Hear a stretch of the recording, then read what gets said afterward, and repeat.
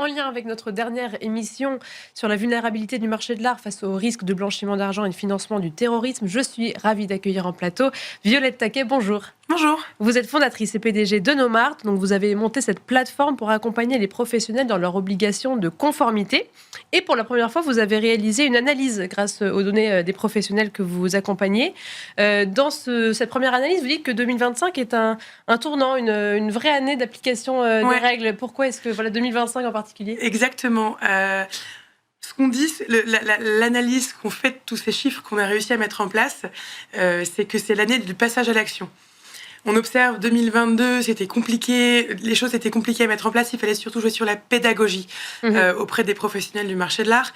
2023, 2024, on sent qu'ils commencent un petit peu à tâtonner, à faire les premières recherches sur les clients, à vraiment creuser toutes ces procédures à formaliser, parce que généralement, ils avaient déjà une connaissance client, les professionnels de l'art, mais pas réellement la formaliser pour correspondre aux attentes du code monétaire et financier. Et donc là, il fallait vraiment commencer à structurer les choses et à passer la seconde, entre guillemets, c'est dans l'application de la réglementation.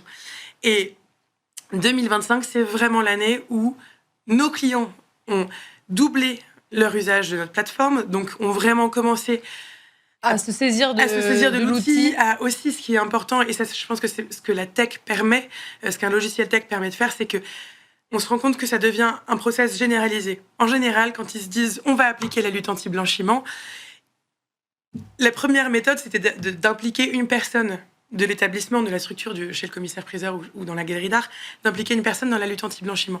Aujourd'hui, ils se rendent compte que pour que ce soit efficace, il faut impliquer tout le monde.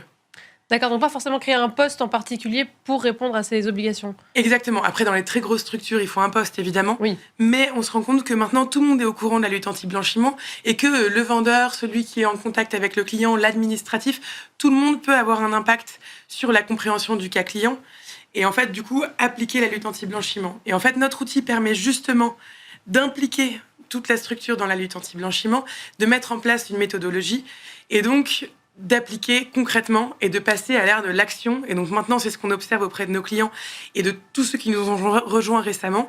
On a analysé plus de 12 000 transactions en 2025. Oui, c'est ça ce qui est...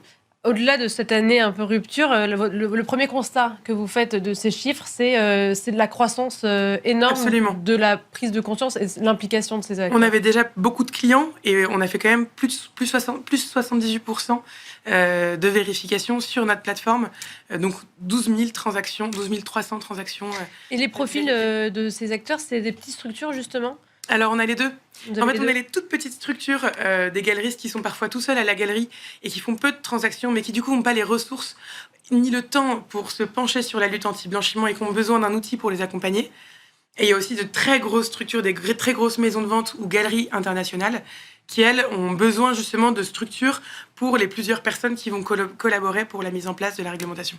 Donc un marché de l'art de plus en plus en conformité, c'est ça le résultat, enfin en tout cas la conclusion. Mais c'est la bonne nouvelle, c'est que c'est faisable. En fait. C'est ce que les chiffres prouvent, c'est que c'est faisable, que les professionnels de l'art s'y mettent et donc maintenant les contrôles vont de mieux en mieux se passer, on l'espère. Quels sont les points quand même de friction encore ? Il y a encore beaucoup d'interrogations, etc. Est-ce qu'ils ont encore ce sur quoi il faut encore progresser ? Alors, je dirais que le point principal sur lequel il va falloir progresser, ce n'est plus la compréhension. Alors, il faudra toujours avancer sur la compréhension, la pédagogie et la mise en pratique.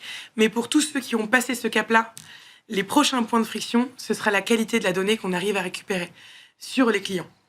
D'accord. Parce que typiquement, il faut vérifier si les clients sont dans des bases de sanctions, sont des personnes politiquement exposées ou non. Et en fait, il y a plusieurs typologies de clients qui peuvent poser problème avec beaucoup d'homonymie, ou alors des personnes qui sont pas sur la toile, entre guillemets, pas trouvables sur Internet. On n'a aucune information et ça devient des profils très opaques. La technologie permet au fur et à mesure de collecter l'information sur les clients, mais il va falloir creuser encore un peu ce sujet parce que pour justement éviter les faux positifs, l'homonymie, les mauvais résultats, etc. Et justement, vous parlez de la technologie, vous indiquez dans ce rapport que vous vous développez avec de l'IA. En quoi ça va vous aider ?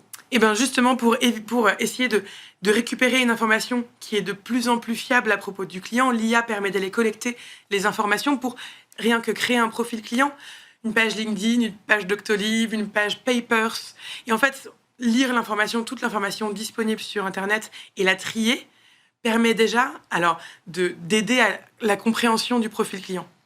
On parlait justement qu'elle allait bientôt avoir un contrôle GAFI, donc justement c'est plutôt positif, c'est-à-dire que là, toutes ces personnes que vous accompagnez, ils sont plutôt prêts à recevoir ce genre de contrôle. Absolument. Parce qu'ils ont tous les dossiers possibles. Et les bonnes nouvelles aussi que démontre notre premier rapport de l'année, c'est que peu de transactions sont réellement à risque a priori.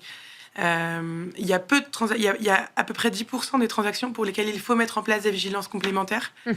Ce qui est bien, c'est que maintenant, les professionnels ont compris qu'il fallait mettre les mesures de vigilance en place pour toutes les transactions qui dépassent le seuil des 10 000 euros de dépenses.